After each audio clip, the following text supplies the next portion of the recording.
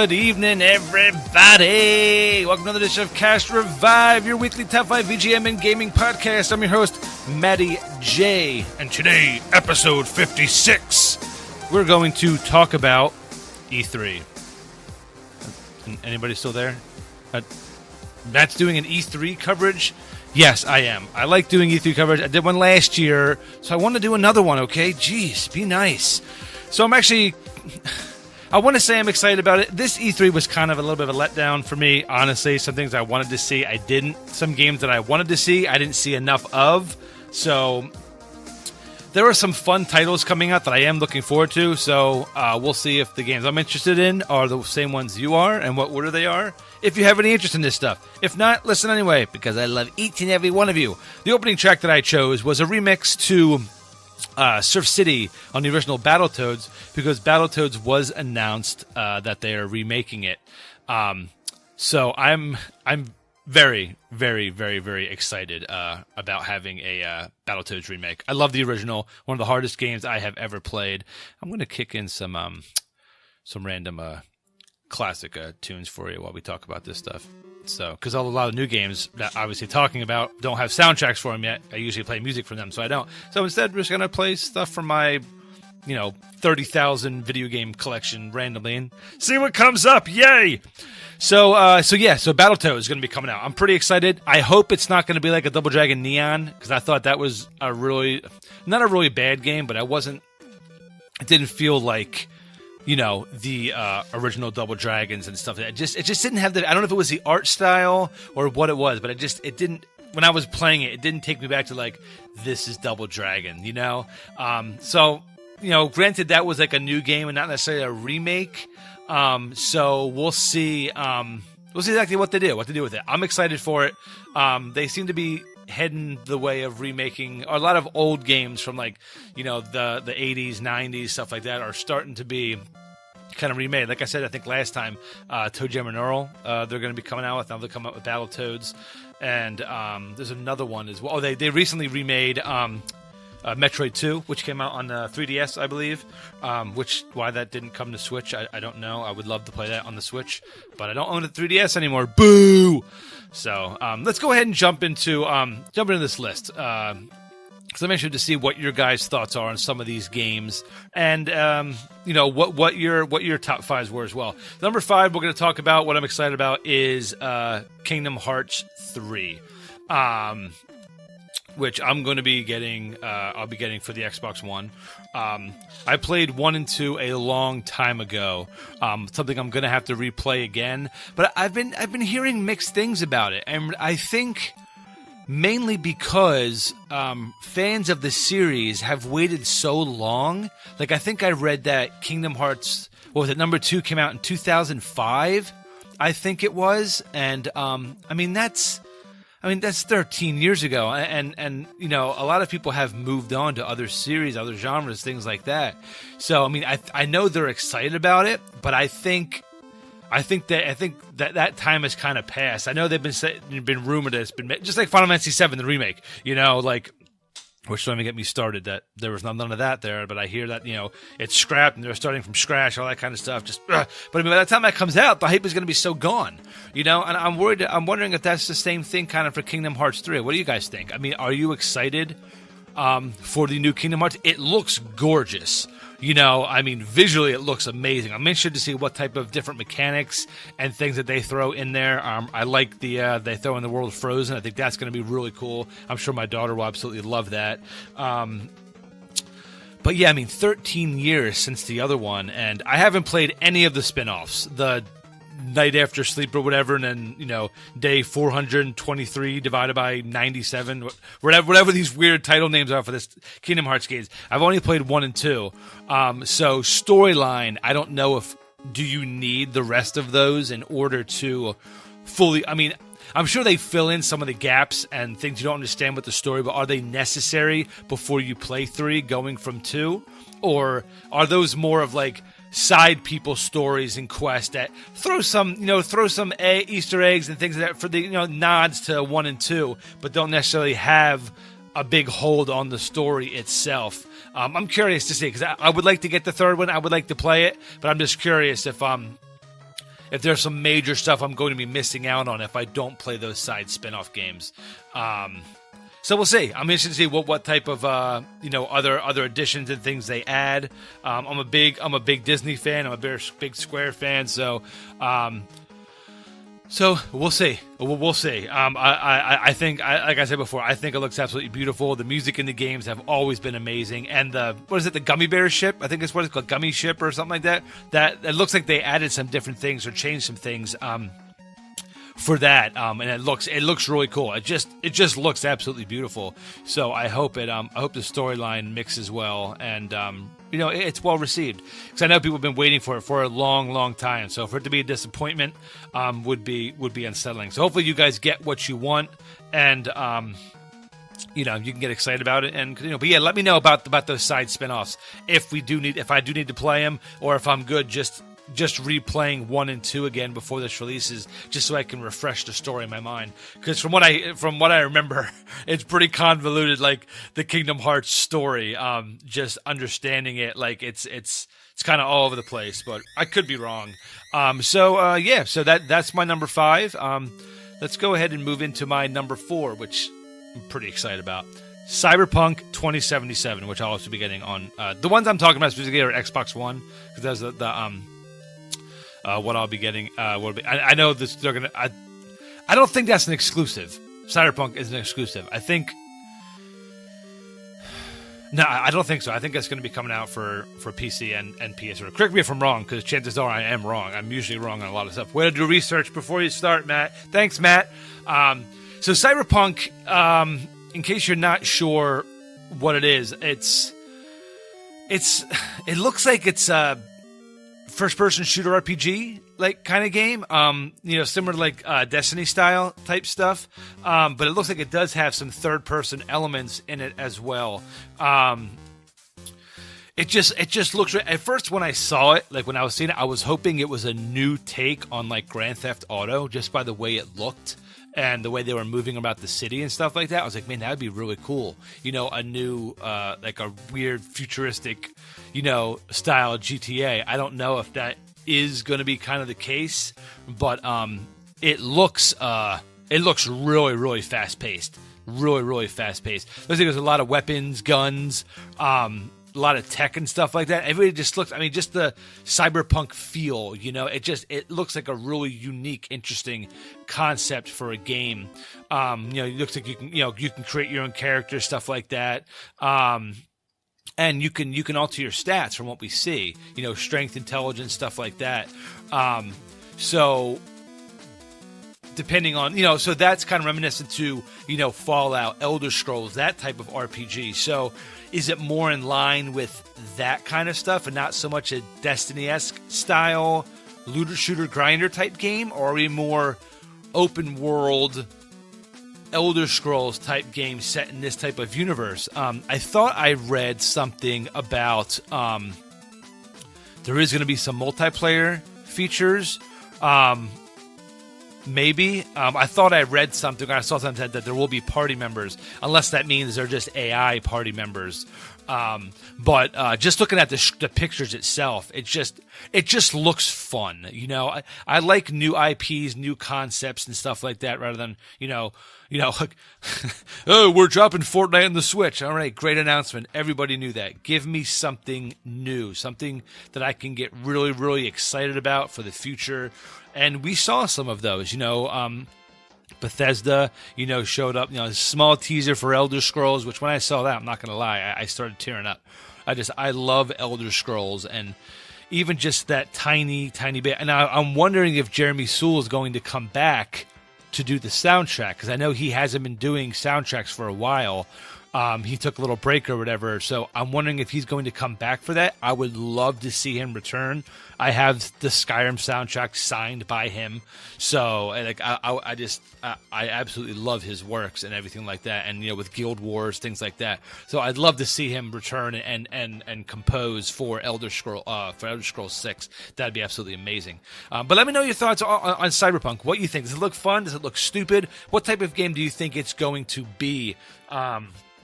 We don't have a release date. People are saying between 2019 and 2021. They're saying that when it's done, it'll be released. So obviously, we want to make a good game. Don't rush it. I don't mind if it takes a while. Just release a finished product, and don't drop half-ass content hidden behind DLC walls. Just give me a fun experience from the get-go. I don't mind expansions. I don't mind DLC, but give me don't give me DLC that's like felt like it should have been there in the first place, you know? Make that for like official expansions if we're going to continue the story, and not, hey, download this and then you can finally finish what you should have had. Things like that. That stuff kind of get on my nerves a little bit, but I know a lot of people feel that way, and a lot of people feel differently as well. I mean, if you like a game, you know, like I did with the original Division, you know, like I love that game so much. I did the Ultimate Super Collection Edition with the pass. I bought every single vanity item. Like I spent probably $400 on that game because I loved it. I love the original. We'll talk more about that later. But you know, like if you like the game and you want to support it, I don't mind it. But you know, when some stuff is obvious, just you know, they're doing money grabs, things like that. I want to see a good game released from the beginning. So. And then I'll support it for years and years to come. So that's my number 4. Cyberpunk 2077 looks great. Check it out if you haven't. There's a bunch of YouTube content out there that goes over it. So check it out. Let me know your thoughts. Number 3, Super Smash Bros. Ultimate on the Switch. So I am excited and not at the same time. Let me tell you why. I was hoping for maybe a little bit more from Smash. I know Ultimate, they're bringing every single fighter back. I think that's wonderful. I think it's a great idea.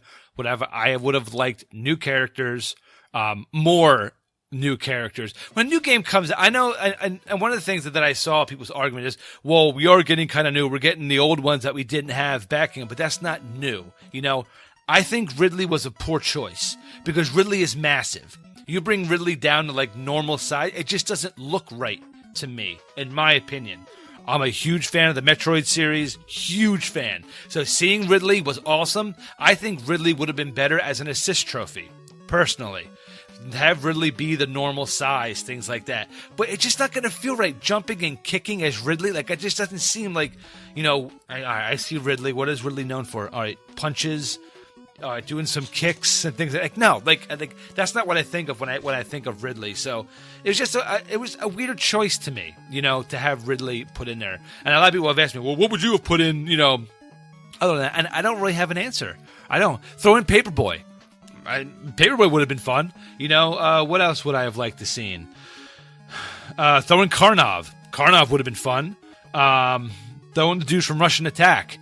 You know, like there are so many choices. I just felt Ridley. I don't know. I just felt like it was odd. I'm so happy that Ice Climbers get to play Ice Climbers again. Solid Snake is back. That's going to be really cool. They're bringing back the Solid Snake stage as well. I can't think of the name. It's eluding me right now. But excited to see that. I know they're changing a lot. They're like the mechanics, movesets, things are being changed from Ultimates. They're making, you know, a lot of really big changes for this game to where justifiably it's going to be worth the money that you pay for it. I don't know. I think I was hoping for like at least like 5 new characters. Like, you know, like that's what gets me excited about new fighting games is getting to play as somebody new. Not like, okay, I get to play. I don't care about Ness. I don't care about Lucas. Like there's probably 10 characters out of that whole roster that I would actually play. And I'm most likely the majority. Most people are playing, you know, everybody or just maining as Fox or whatever. I just would have liked to have seen something else other than Ridley, personally. And there was another one too, right? I know it wasn't just Ridley that was announced. I can't think of who the other one was. I know that we were hoping for like Goku. You know, for like a Dragon Ball character would have been really cool to see. I'm trying to think. I can't think of what the other ones were. But we'll see. I mean, it's a Smash game. It's going to be fun. People are going to play it. And being on the Switch, it's going to open up a lot of opportunities for tournaments for people to get together and not just have to play at home. Bring all their equipment, bring a Switch, bring a controller, and just fight on the go. So that's going to be really, really, really fun. I think we're going to see a lot more tournaments pop out, especially around the Orlando area where I am.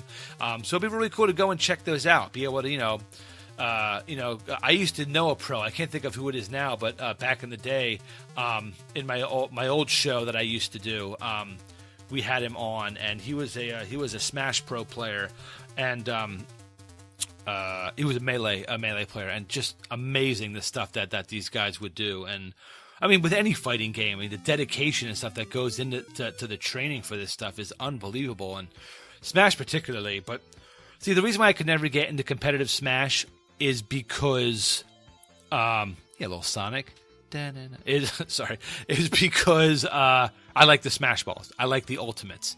That's why I play Smash. Like, I used to play with some people that were like, I want to play with all items off. That's boring to me. Then that's just a normal fighting game. Like, I play Smash for all these kooky fun items. I want to spit fire at you. I want to hit you with a baseball bat. I want to use ultimates. I want to get that chili where you just set yourself on fire and run around. I want to get assist trophies. That stuff is fun to me. Doing like 8-player massive battle, all that stuff, it just gets fun, and just one-on-one with no items is just like, I'll go play Tekken.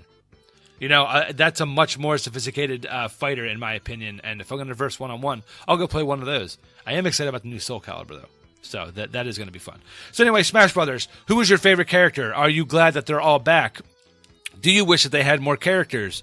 Are you happy with the addition of Ridley? Who would you like to have seen added to the Smash Brothers roster? And they're probably going to add more as they go. I just would have liked to have seen at least like 5 new ones in there. But I guess that's that's me being entitled, I guess, just wanting more and more. And not that I'm unhappy with it. I'm not like, I'm not going to get a Smash. Like, no, I'm definitely going to play. I'm going to play the crap out of it.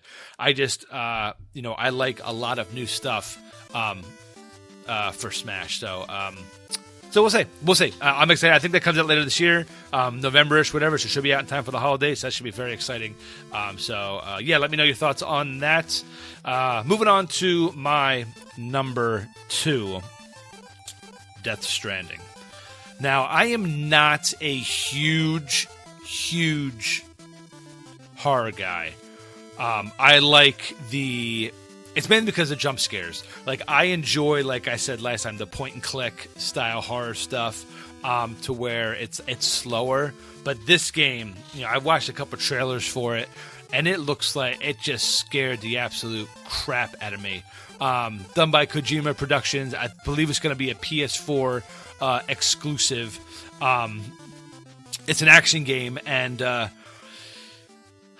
we don't know what the idea is, but basically what we understand, the main guy is called Sam. He has this device that it looks like, at first glance looking at it, it looks like a photography light, like off his shoulder, right? And it starts flashing. And he has like a baby in a jar. I'm guessing that he's siphoning power from that. And basically it allows him to see invisible enemies, like in order to sneak past them and stuff like that. Without that, you can like in the cutscenes, you see like these little footprints that are like kind of going by you. But then when he's walking around, he uses this item, you can see like dozens of like these either ghost creatures, humans, whatever you want to call them, and they're just floating back there, and it just looks like such a terrifying experience to have to go through. And it just looks like one of these games that's just it's gonna be fun to watch on Twitch.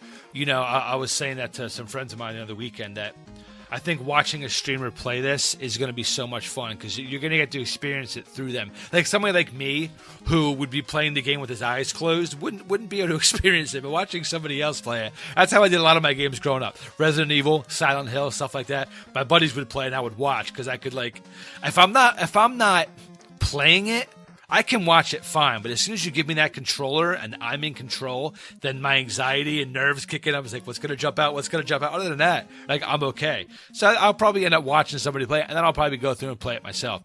But it just looks great. And what I was reading is that the title, the Death Stranding, refers to the cetacean. I know I'm probably butchering that. Stranding, which is when whales and dolphins strand themselves on land, and they often die. They die of dehydration and all that kind of stuff. So it's interesting. So I'm guessing, stranded. These people are being stranded here. I guess maybe waiting to go to the afterlife, or however it is. Maybe that's like a purgatory type situation. We don't really know any other information about it, but it looks really fun. Hosting Norman Reedus, Mads Mikkelsen, which is I'm very excited about. I'm a big Mads Mikkelsen fan. All the way. Well, first movie I saw him in was King Arthur back in the day in early 2000s, maybe 2008, 9, something like that. And then obviously he was in Rogue One, stuff like that. So big fan of Mads Mikkelsen and Norman Reedus from Walking Dead is what I know him from. So we'll see. That's going to come out. I'm looking for a date right now to be announced. So that there's no actual release date yet. But it looks fun. If you like horror games, definitely check it out. Look it up. Should be pretty exciting. And it looks like a movie. It literally looks like a movie. The production value is insanely high, and it just looks like it's Kojima. So I think it's gonna knock your socks off. And I don't buy many PS4 games. But this, I believe, is going to be definitely purchased. It just looks like it's going to be a lot of fun, pretty frightening, and something I think I'd like to experience for sure. So yeah, number two, is Death Stranding. So very exciting. Number one is for me, The Division 2. I cannot wait. I was a diehard Division fan from levels 1 to 30 before the first expansion. The game got 10 out of 10 for me. I 100%ed it. I was obsessed with this game. I loved the story. I loved building up your base, finding all these little parts around the city to tie in different parts of the story. Seeing different people's reactions that was going on during the chaos. I thought it was just such a unique experience. And something that, I wanted to stay with for a long time. And then the expansions came out, added really nothing new. There was just buggy. The gear sets were garbage, in my opinion. They never continued the main story. So know what's exactly happening with Aaron Keener. Spoilers if you never played Division 1. If you haven't played it by now, chances are you're probably not going to get Division 2. But they did drop the name in Division 2, the trailer and stuff like that. So hopefully, maybe they were setting it up for Division 2. But either way, I want to know what happens with that. But they're adding raids. They're adding new abilities. They're cleaning things up. They're gonna add more sets that actually mean something. And that was the big thing. Is some of these sets were just garbage. And some of the weapons. It wasn't very intuitive and straightforward how this stuff worked in towards your skill, your toughness, your attack power, things like that. Like the levels, like how these guns were gauged. It was very convoluted, in my opinion, and it looks like they're going to really fix it. And make it to where it's understandable and have a crafting system that is worth a damn. There's nothing. Okay, I can't say that. That's a lie. But one of the big things that frustrates me in games that have crafting is when they make crafting useless after a certain point. Like after the main game was done, you had no need to craft anymore. Like you had these parts where you could re-roll stats, things like that. But I always want to go and craft new weapons, just like in MMOs. It's like, all right, you're going to craft to this point, and then you're just completely done. I understand that you don't want to craft gear that's better than raid gear. You want raid gear to be the top stuff, but they didn't even have it go that far. They had it like, all right, you got to 30, you're done. Now do strikes. Like I want to be able to, have stuff drop in these strikes, or hopefully in the new game, the raids that allow me to craft really unique, badass equipment, sets, things like that. I like the feeling of building my own gear, especially in this type of game. Like it's a free-for-all out there. So why can't I find a part that's like oh man, I killed this enemy and he was using this type of technology. How can I mold that to make my character stronger? Things like that. Instead of just, I'm going to pick up your gun and use it. No, I blew apart his backpack, but there's this sensor here that I've never seen before. Maybe I can imply that, imbue that into something that I'm doing, make my gear better and more unique. That would be cool to me. But we just have to see. We just have to see what's going on in this game. But this one's going to be set in DC. And I think it takes place 6 months after The Division 1, which took place in New York City.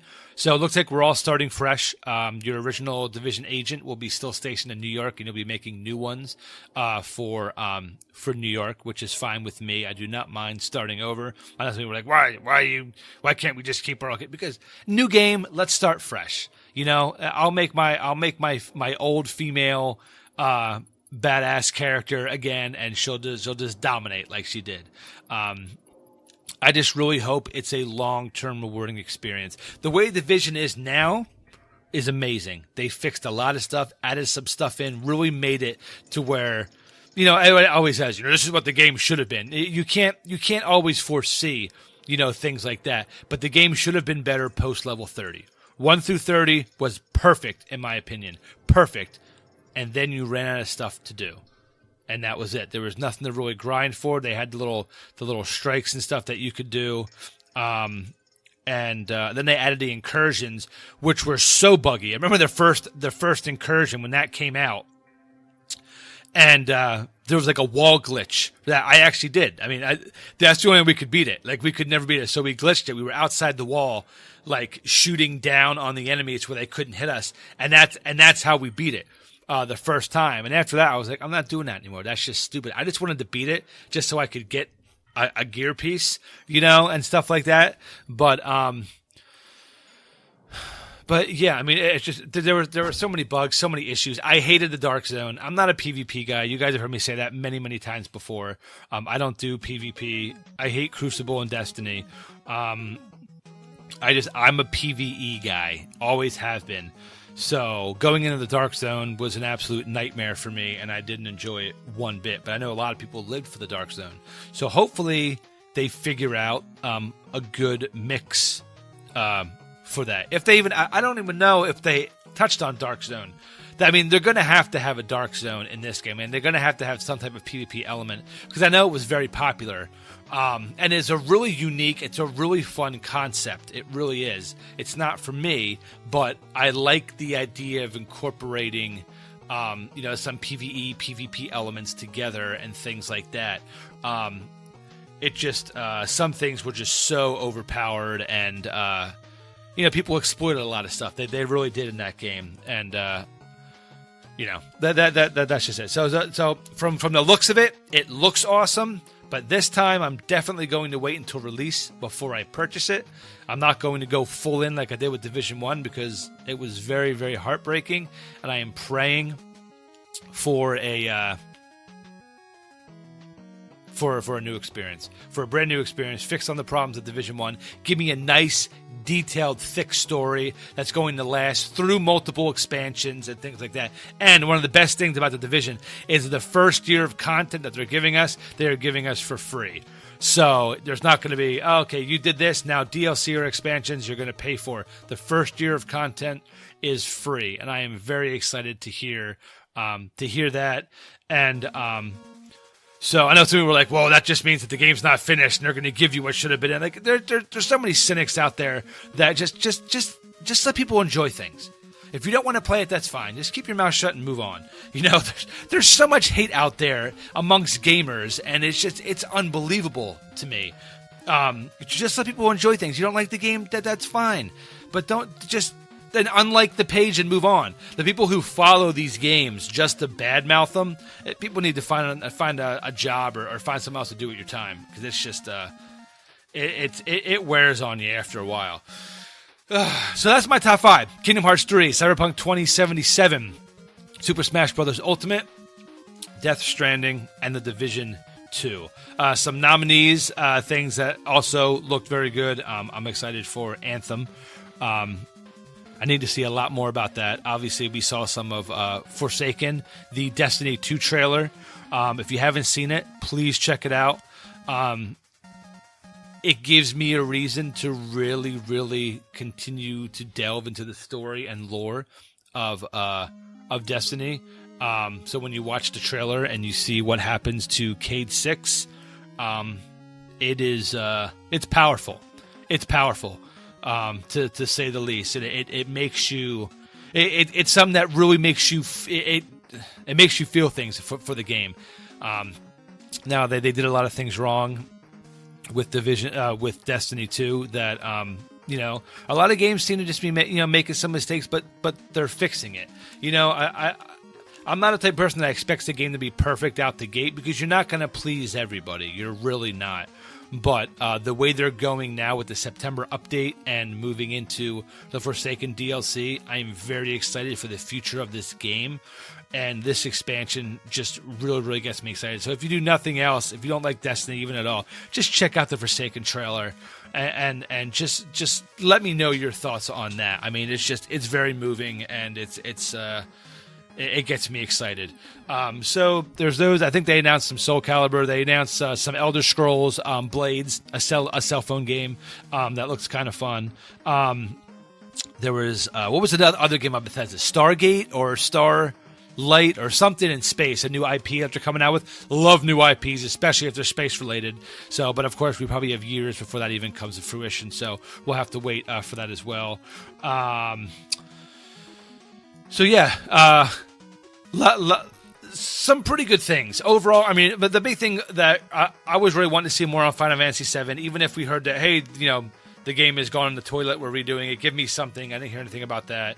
And I really wanted to see more on Metroid Prime 4. Metroid Prime 4. Even though I'm not a huge fan of the Prime series, I was really looking forward to seeing what direction they would take it with the Switch. Hopefully it'll bring me back into wanting to play it. I played Metroid Prime 1 and 2. I like Samus as a side-scroller. Like that's where my Metroid experience is heavy. Super Metroid, Metroid 1, Metroid 2, stuff like that. But I would love to see where they're going Metroid Prime 4. I would have loved to have seen even a snippet of gameplay, because they announced it at last year's E3. And I would have... I know they said they weren't showing anything that wasn't going to come out this year, but I would have loved to see just a small teaser. We're coming even early next year. Here's some screenshots or something coming of what the game is going to look like. How are you going to use the Switch to go forward with that and things like that. So, but there's always next year. I'm sure we're going to hear a lot more coming from Nintendo in the coming days. So that is my top 5, everybody. I want to thank everybody for listening, and we're gonna do some promotions here, because I didn't realize I didn't do it last stream, and like I said last time, the first 3 weeks are going to be top 5s. Done by either myself or an idea that you guys have provided for me. And the last week is going to be an interview with either a streamer, podcaster, YouTuber, artist, some type of content creator. So next week, we're going to have a streamer on from Twitch. So you'll have to follow next week to see who that's going to be. I'm very, very, very, very excited. So yeah, I can't wait for that. I really think it's going to be a lot of fun. I love doing these interviews, seeing what makes people tick, and really hear their back end on how they make their community work and things like that. So the streamer I'm going to promote today is Goaty TV. He is an awesome streamer. He's been doing Rainbow Six. He's been doing PUBG. Recently getting into Realm Royale. Huge Zelda fan. So definitely go follow him, Goaty TV. He is on Twitch. Give him a follow. He's also Goaty TV on, I believe, Twitter as well. So you definitely want to check him out. He's funny. He plays with viewers. He has a really inclusive community, and is always willing to help people out and things like that. Really nice guy, down to earth. So definitely go give him a follow, and tell him Matty J from Cash Revive sent you over. I'd be curious to see his thoughts on that. We're also going to promote Free Play Florida. I did that last week as well. It is a pinball video game huge convention happening here in Orlando. Is going to be in November. I'm going to send you guys the link. If you're interested in that stuff, you definitely want to go there, get your tickets. They have after parties. They're having Nathan Barnett come out. They're having the video game nerd come out. He's going to be doing some panels. Some really big things are going to be happening this year. You absolutely want to go and check it out. I didn't make it last year, but I did the year before, and I'm going to be going again this year. And it's just great stuff. I mean, I'm talking classics, classic pinball machines, really, really old Arcadians that you grew up with back in the day, and it just brings back your childhood. They have retro game, they have video game console section as well. They have video games for purchase. I mean, there's just insane amounts of stuff that are going to be going on this year at Free Play Florida. Go ahead and look them up. I will put the link in the description below. So definitely want to check them out. They're on Twitter, Facebook, all that stuff as well. Now, if it's okay with you guys, I'm going to promote my social media, Facebook, Twitter. I'm now on Instagram. Yay, look up Cast Revive. I'm going to be posting my retro game finds, little snippets, things like that, talking to you guys on Instagram. I'm new to Instagram, so I'm still trying to figure it all out. But go ahead and follow us on there. And we are also on a new podcast hosting site. I was waiting for my redirect to go through.